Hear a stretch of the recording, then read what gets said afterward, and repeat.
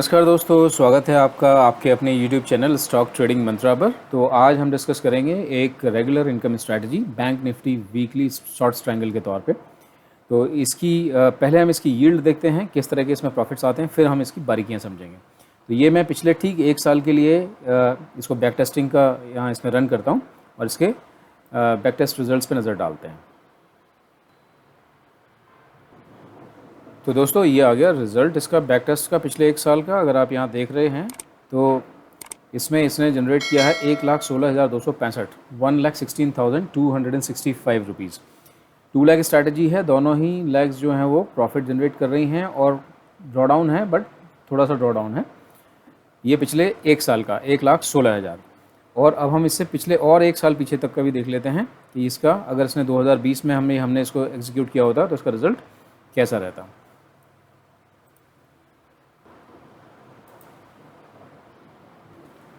तो दोस्तों ये आ गया आपके सामने रिज़ल्ट 2020 से लेकर के 2021 के बीच का। इसमें देखिए, इसमें हमने अभी देखा था 2021 और 22 के बीच में 1,16,000 था और यहाँ पर 1,80,000 है। और यहाँ देख रहे हैं आप जो लॉसी ट्रेड्स हैं इसमें केवल 51 में से केवल 2 और यहाँ 51 में से केवल 3। ओवरऑल अगर आप दोनों लेग्स को देखें तो दोनों ही लेग्स में अच्छा खासा प्रॉफिट है।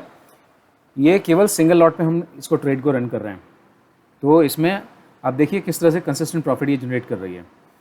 अब इसके बारे में समझते हैं कि आफ्टर ऑल इसमें हमें कितनी फ़ंड्स की रिक्वायरमेंट होगी और इसको हम किस तरह से एग्जीक्यूट करेंगे। तो दोस्तों स्ट्रैटेजी समझने के लिए मैं आपको लेकर के आया हूँ ये बैंक निफ्टी का फ्यूचर आपके सामने खुला हुआ है। बैंक निफ्टी के फ्यूचर में अगर आप ये देखें, ये नीचे मैंने एक इंडिकेटर लगाया है, ये मेरा अपना डिज़ाइन किया हुआ इंडिकेटर है जो आपको दिखाएगा ओपन और क्लोज़ के बीच में कितना डिफरेंस ये डेली इसका जो इंटरवल है, ये इंटरवल डेली इंटरवल पे इस समय ये लगी हुई है। इस डेली इंटरवल में अगर आप देख रहे हैं ये अलग अलग जो आप नीचे बार्स देख रहे हैं, हर एक बार ये बताती है कि ओपन और क्लोज़ के बीच में कितना पॉइंट्स का डिफरेंस था। तो यहाँ पर हमारी स्ट्रैटेजी कुछ इसी यहाँ से ही क्लू पिकअप करेगी। यहाँ पर अगर आप देखेंगे ऑन एन एवरेज ये जो लाइन जा रही है, ये ऑन एन एवरेज आपको दिखा रही है अप्रॉक्सीमेटली ये 400 पॉइंट्स का ओपन और क्लोज़ के बीच में डिफरेंस ये दिखा रहा है। तो जो हमारी स्ट्रैटेजी है वो स्टार्ट होगी on the day of Tuesday और क्लोज़ होगी ये on the day of Thursday. Tuesday को ओपन करेंगे हम मॉर्निंग में 9:15 पे और क्लोज़ होगी ये 15:15 यानी कि 3:15 एक्सपायरी वाले दिन। इसका फंडामेंटल क्या है? इसका फंडामेंटल ये है, इसके पीछे का जो लॉजिक है वो ये है कि इन 3 दिनों के बीच में जो मूवमेंट है टोटल ओपन से लेकर के क्लोज़ होने तक, यानी कि यहाँ से ट्रेड ओपन होने से लेकर के ट्रेड होने क्लोज़ होने तक के बीच में जो टोटल मूवमेंट है पॉइंट्स की वो रफली 400 से 500 पॉइंट्स तक ही रहती है। इसका मतलब ये हुआ कि अगर हम इसके बीच में स्ट्रैंगल बना देते हैं जो इससे ज़्यादा वाइड है तो वो आसानी से हमें वो दोनों ही जो स्ट्राइक्स हैं वो OTM क्लोज़ हो जाएंगी on the day of expiry, जब ये थर्सडे को एक्सपायर होगा 3:15 पे। तो मैंने आपको यील्ड दिखाई 2021-22 में इसने 1,16,000 और 2020-21 में 1,80,000 कंसिस्टेंटली इसने प्रॉफिट जनरेट करके दिया है। तो ये स्ट्रैटेजी केवल उन लोगों के लिए है जो लोग कंसिस्टेंट प्रॉफिट जनरेट करना चाहते हैं अपनी कैपिटल एम्प्लॉय करके।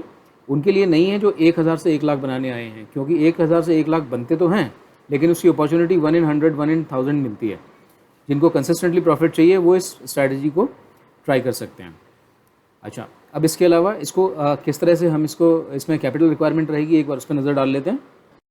तो दोस्तों यहाँ देखते हैं कि अगर हमने इसको ट्यूसडे को बनाया होता तो ये स्ट्रैटेजी किस तरह से इसमें, जैसे ये फ्राइडे की इवनिंग क्लोज हुआ है मार्केट 35,275 पे, तो अगर ये 35,275 पे मान के चलते हैं कि ट्यूसडे को ओपन होता है, उस केस में हम इसमें स्ट्रैटेजी कैसे एग्जीक्यूट करेंगे। तो 35,275 के केस में 35,300 हो गया आपका स्पॉट। इस स्पॉट से आप 8 स्ट्राइक OTM कॉल और 8 स्ट्राइक OTM पुट शॉर्ट कर देंगे, ठीक है। तो यहाँ 35,300 के हिसाब से आपके ये बन जाते हैं 36,100 call and 34,500 put current week के। करंट वीक को हम नियर वीक एक्सपायरी भी बोलेंगे। तो नियर वीक एक्सपायरी की ये हम 2 लेकर के, अब इसकी मैं बास्केट बना करके मैं आपको दिखा देता हूँ कि इसमें हमारी फ़ंड रिक्वायरमेंट क्या रहेगी। तो ये मैंने यहाँ बास्केट ऑलरेडी बनाई हुई है 36,100 की कॉल, या मैं चलिए दोबारा बना देता हूँ। खैर इनको हटा करके कि कितनी एग्जैक्टली फंड रिक्वायरमेंट होगी। तो 36,100 का कॉल हम लेंगे करंट वीक का। यहाँ पर हम करेंगे इसको शॉर्ट मार्केट ऐड, और दूसरा हम इसमें ऐड करेंगे 34,500 पुट करंट वीक, ये इसको भी करेंगे शॉर्ट मार्केट पे ऐड। हम ये केवल एक ही लॉट पे कर रहे हैं, तो इस एक लॉट पे अगर आप यहाँ देख रहे हैं तो जो हमारी फ़ंड रिक्वायरमेंट आ रही है वो आ रही है 1,28,557 रुपये। चूँकि ये फ्राइडे की क्लोजिंग के हिसाब से ले रहा है इसलिए ये 1,28,000 दिखा रहा है। अगर हम इसको ट्यूसडे मॉर्निंग करेंगे, क्योंकि हमारी जो स्ट्रेटजी है वो ट्यूसडे मॉर्निंग 9:15 पे पोजीशन हमारी बनेगी, और थर्सडे को 15:15 यानी कि दोपहर को 3:15 पे हम इसको स्क्वायर ऑफ कर देंगे। इस बीच में ऐसा एक्सपेक्टेड होता है नॉर्मली कि ट्यूसडे से लेकर के और थर्सडे के बीच में, जैसा हमने बैक टेस्ट रिजल्ट्स में भी देखा था कि लॉसी ट्रेड्स बहुत कम थी, यानी कि मार्केट जो है वो इस बीच में डायरेक्शनल कम होता है। अगर होता भी है तो वापस लौट करके उसी पोजीशन पे आ जाता है। इसलिए इस बीच में जो पोजीशन ओपन होने से लेकर के और पोजीशन क्लोज होने के बीच में ये ऑलमोस्ट रेंज बाउंड ही रहेगा। तो इसलिए जो लॉसी ट्रेड्स हैं, नंबर ऑफ़ लॉसी ट्रेड्स हैं out of 51, 52 in a year, मुश्किल से 2-3 ही होती हैं। इसलिए जो भी आप प्रीमियम यहाँ लेते हैं वो तकरीबन आपको एज अ प्रॉफिट वो मिल जाती है। तो ये हो गया आपका। ट्यूसडे को जब आप इसको ओपन करेंगे तो इसकी फ़ंड रिक्वायरमेंट ऑलमोस्ट 1.20 लाख के आसपास होगी।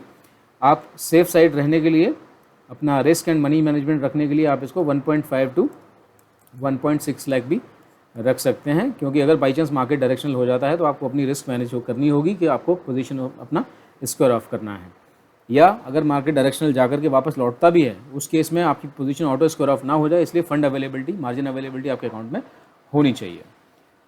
तो दोस्तों अगर आप देखें इसमें फ़ंड रिक्वायरमेंट जैसी है, अगर मैं कहूँ कि ये 1.2 लाख के आसपास अगर रिक्वायरमेंट है, तो इसने 2 साल की अगर हम इसकी यील्ड देखें तो अप्रॉक्सीमेटली 3 लाख की इसकी टोटल यील्ड रही है। 1.8 एक में थी और 1.2 दूसरे ईयर में थी, तो टोटल मिलाकर के तकरीबन 3 लाख के आसपास। तो आपका 1.25 लाख का कैपिटल है और तकरीबन 3 लाख, यानी कि मोर देन 100% अप्रॉक्सीमेटली 1 ईयर में 100% से ज़्यादा ही इसकी यील्ड है। आपकी जितनी कैपिटल एम्प्लॉयड है उससे कहीं ज़्यादा ये आपको प्रॉफिट जनरेट करके दे रहा है। जो कैपिटल है वो तो है ही, उसके अलावा आपका जो प्रॉफिट है वो more than 100% in a year आपका अप्रॉक्सीमेटली आ रहा है। थोड़ा कम थोड़ा ज़्यादा हो सकता है। जैसे इसमें ये था कि पहले एक साल में बना था ऑलमोस्ट 100%, लेकिन दूसरे साल में आप देखिए ये अप्रॉक्सीमेटली 150% था। यहाँ पर आपको एक साल में 150% गेन मिला है और यहाँ पर आपको तकरीबन 100% गेन मिला है।